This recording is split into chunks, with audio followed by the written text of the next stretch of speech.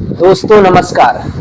महिलाओं को 33% आरक्षण या कहें 2023 में जो भारतीय जनता पार्टी की सरकार ने जो अभिभाषण में कहा था लोकसभा में वह अब पूरा करने की वह तैयारी कर रही है। लेकिन इसमें दांव पेच है दोस्तों। यह जो आरक्षण दिया जाएगा यह केवल और केवल 15 वर्ष के लिए ही दिया जाएगा। यानी एक बार फिर से यह वही बाबा साहेब वाला जो प्रोपेगेंडा है उसे फिर से दोहराने का प्रयास कर रहे हैं कि हम आरक्षण तो महिलाओं को दे रहे हैं और वह आरक्षण 15 वर्ष के लिए दे रहे हैं। लेकिन यह आरक्षण जो है दोस्तों वह कहीं न कहीं किस प्रकार से साइड इफेक्ट कर रहा है अन्य व्यक्तियों को, आइए उन्हीं सब चीज़ों को थोड़ा सा टटोलने का प्रयास करते हैं और ये भी देखने का प्रयास करते हैं कि आरक्षण संभव है या आरक्षण के पहले भी कुछ और सी प्रक्रिया होनी चाहिए जो सरकार नहीं कर रही है, और वो अगर नहीं कर रही है तो उसके पीछे का जो मेन कारण है वो क्या है और इससे प्रभावित होने वाला वह वर्ग कौन सा होगा। इन्हीं सब चीज़ों को थोड़ा सा सही तरीके से डिकोड करने का प्रयास करते हैं। दोस्तों मेरा नाम है श्रवण कुमार और आप देख रहे हैं ग्राउंड हिस्ट्री इंडिया चैनल। दरअसल दोस्तों आरक्षण की जो पॉलिसी आई थी आज़ादी के बाद से, तो आरक्षण की पॉलिसी में बाबा साहेब डॉक्टर भीमराव अम्बेडकर ने भी कहा था कि आरक्षण किसी व्यक्ति को दिया जाए तो सिर्फ और सिर्फ 15 वर्षों के लिए दिया जाए। फिर उसके बाद से यह प्रक्रिया जो है दोस्तों 10 वर्षों की बात थी। फिर उसके बाद यह प्रक्रिया जो है रेगुलेट होते होते आज परिस्थितियाँ इतनी क्रिटिकल हो गई हैं कि आरक्षण 10 से 15 वर्षों के बाद हटाने की कोई कहे उसको और बढ़ाया ही जा रहा है। अब तो सरकारें यहाँ तक भी कह रही हैं कि आरक्षण किसी भी प्रकार से खत्म नहीं होगा, आरक्षण कभी भी खत्म नहीं होगा, ऐसा कहने पर बाध्य हो चुके हैं जो पॉलिटिकल हमारे लीडर हैं। क्या है इस दांव पेच में आरक्षण की? दरअसल जो है दोस्तों अभी 27% रिजर्वेशन ओबीसी को मिल रहा है और 22% आरक्षण जो है एससी को मिल रहा है, उसमें एसटी भी इंक्लूड है। तो कहीं न कहीं यह जो आरक्षण का दायरा है वह 49% तक पहुंच जा रहा है और दक्षिण के राज्यों में उन्होंने अपने राज्यों में उन्होंने इस आंकड़ा को जो 50% से ज़्यादा नहीं होना चाहिए अकॉर्डिंग टू सुप्रीम कोर्ट के अनुसार, उस आंकड़ा को जो है पार करके कई राज्यों में 65%, कई राज्यों में 68% तक पहुंच गए। तो अगर 33% आरक्षण महिला आरक्षण जिस प्रकार से लागू करने का प्रयास सरकार कर रही है महिलाओं के फेवर में, और ये जताने का भी प्रयास कर रही है, तो इससे जो है दोस्तों दक्षिण के जो राज्य हैं और दक्षिण की जो पॉलिटिक्स है वो पूरी तरीके से बदल जाएगी।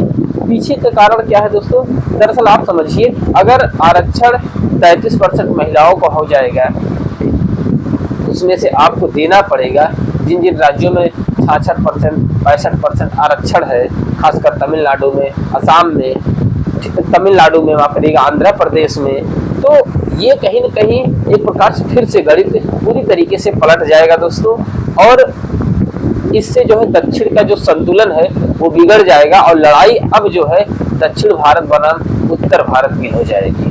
क्योंकि सरकार ने तो ये भी वादा किया है, जो उसके पीछे कारण यही है कि अगर आपको आरक्षण ही देना, पहले आप परिसीमन कराइए, परिसीमन के बाद आप जातिवार जनगणना कराइए, जातिवार जनगणना से आपको ये सारी चीज़ें पता चल जाएगा किस समाज में किस लेवल के लोग हैं और उनकी वास्तविक स्टेटस क्या है। फिर उसके बाद आप आरक्षण को सही तरीके से दे दीजिए, जैसा कि विपक्ष बार बार मांग भी कर रहा है। जिसकी जितनी संख्या भारी उसकी उतनी हिस्सेदारी। आप जातिवार जनगणना कराइए, जातिवार जनगणना से सारी चीज़ें, सारा डाटा आपको क्लियर हो जाएगा।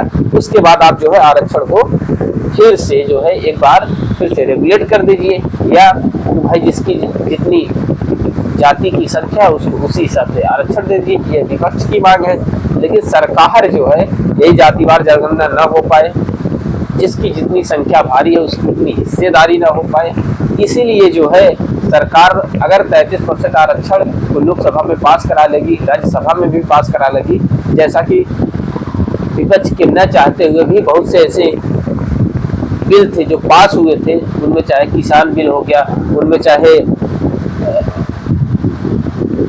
नागरिकता कानून का हो गया, ऐसे बहुत से बिल थे जो पास हुए थे विपक्ष के कड़ा प्रतिरोध के बावजूद भी।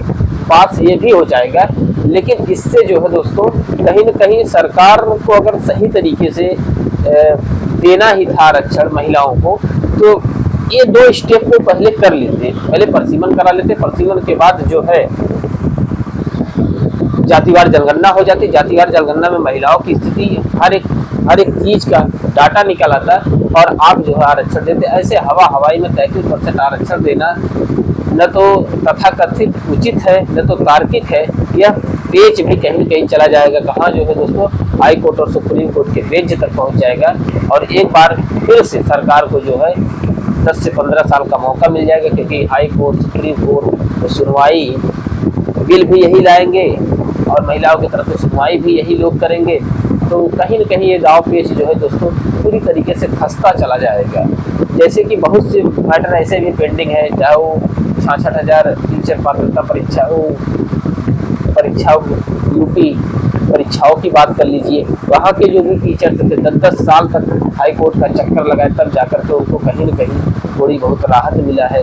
तो कहीं न कहीं सरकार ने सोचा है कि इस मैटर को हाई कोर्ट और सुप्रीम कोर्ट तक ले जाया जाए, क्योंकि 3 साल के बाद 2026 आ चुका, 2023 से 2026 आ चुका, 3 साल, अब 5-6 साल 8 साल तक 10 साल तक ये मैटर जो है कहाँ चलेगा, ये मैटर चलेगा हाई कोर्ट और सुप्रीम कोर्ट के गलियारों तक घूमेगा, जिससे हमें जो है टाइम मिल जाएगा। क्योंकि जैसे ही सरकार ने बार बार ये कहा जातिवार जनगणना से सब देश बट जाएगा, लोगों में आपसी जो है एकता है वो खत्म हो जाएगी, इनकार करते करते करते करते सरकारी निर्णय पर पहुंची। उसने एक झटके में जो है दोस्तों कहा हम जातिवार जनगणना कराएंगे।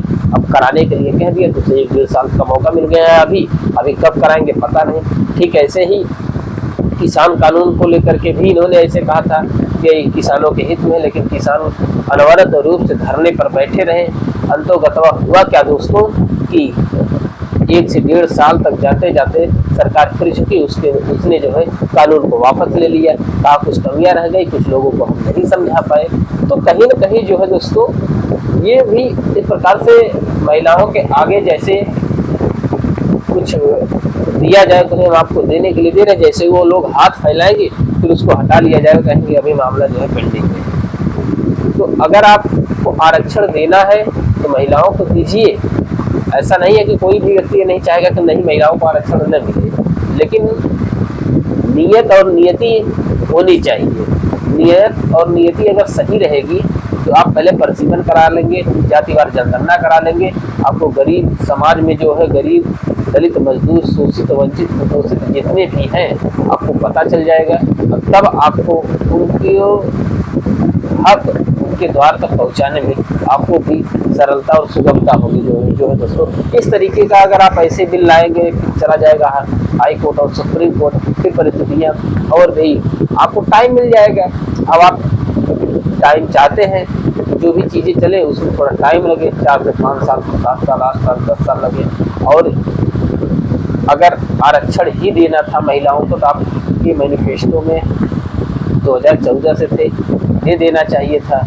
अभी तो प्रकाश राजभर जी 27% आरक्षण की भी मांग करेंगे उस बंटवारे को, और आपने जो है रोहिणी आयोग बैठा के रखा है। आने वाले समय में आप उसे भी कहेंगे हम लागू करेंगे। तो कितना पसोपेश है इस आरक्षण में। जो है दोस्तों आरक्षण के बारे में न सोचें न समझे तो ज़्यादा ही बेहतर रहेगा, क्योंकि आरक्षण को कहीं न कहीं आज कैरी कर रहा है 5 किलो अनाज। ठीक है, ओबीसी की जितनी भी बैकवर्ड जातियाँ, ओबीसी की जितनी भी दबी कुचली जातियाँ हैं उनको कहीं न कहीं सीधा प्रभावित कर रहा है यह 5 किलो अनाज, और एससी एसटी को प्रभावित कर रहा है उसका आरक्षण। तो अनाज आज के 5 किलो का जो अनाज है वो आरक्षण को तुलना दे रहा है, तो आरक्षण को कट कर दे रहा है। यानी कि अब सत्ता अगर हम रहेंगे तो आपको अनाज मिलेगा, सत्ता से बिदर हो जाएंगे तो आपको अनाज भी नहीं मिलेगा। तो कहीं न कहीं ये पशुपेश जो है दोस्तों आप देखिए ये 5 किलो वाला जो अनाज का जो सिस्टम है यह भी आरक्षण को कहीं न कहीं चुनौती दे रहा है।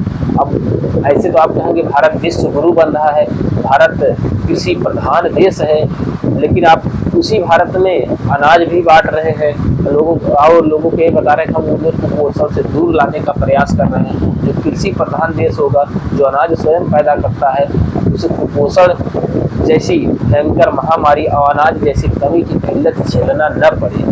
एक तरफ आप ये भी कहते हैं कि हम कृषि प्रधान देश है, किसानों की आय को बढ़ा रहे हैं, और दूसरी तरफ आप ये भी कह रहे हैं कि हम जो है आम जनता जो जिनके पास अनाज नहीं उन्हें अनाज भी पहुंचा रहे हैं। तो ये दोनों परिस्थितियां आप ही हैंडल कर रहे हैं, ठीक है। तो कहीं ना कहीं हमने आपको थोड़ा सा इस सिनेरियोस पर आपको आपका विचार, आपका दिमाग जो है खोलने का प्रयास किया दोस्तों, और ये बताने का प्रयास किया दरअसल ये सब कुछ नहीं है। अभी आने वाले चुनाव में लोग महिलाओं के बारे में बात करेंगे। यूपी का चुनाव है तो महिला आरक्षण की बात होगी, यूपी का चुनाव है तो 27% रिजर्वेशन कहेंगे कि हम अगली बार टर्म में आएंगे तो उसे बांट देंगे, ये भी एक लॉलीपॉप होगा। तो कहीं ना कहीं एक पूरी दिशा बिछाई जा रही है कि किसी भी तरीके से 27 वाला जो चुनाव है हम उसे हैंडल कर लें। बस इतना ही है दोस्तों, और कुछ नहीं। बहुत बहुत आभार आप लोगों का, बहुत बहुत आभार, धन्यवाद दोस्तों।